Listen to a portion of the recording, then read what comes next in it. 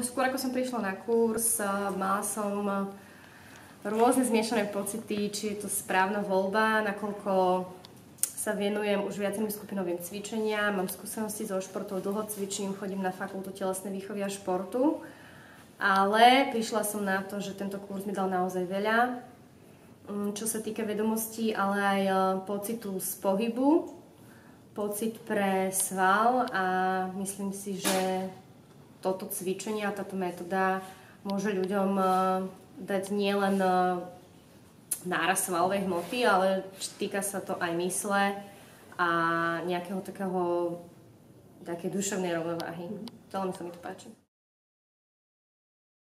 Asi keď som zistila, že mám značné rezervy ešte v cvičení, typu, že tým pádom, že som dlho robila šport, tak mám pohyby veľmi fixované a potrebujem dostať voľnosť do svojho posilňovania. Takže asi táto skúsenosť a nová vedomosť o sebe, že teda stále sa niekam posúvať a človek nemusí si iba kontrolovať každý pohyb, ale musí ten pohyb hlavne preciťovať. Ľuďom, ktorí chcú zredukovať nadváhu, chcú spevniť svoje svaly, potrebujú zmeniť svoj život pozitívne,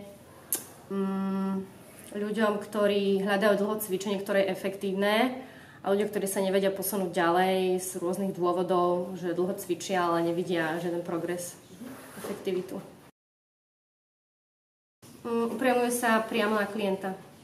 nie na trénera.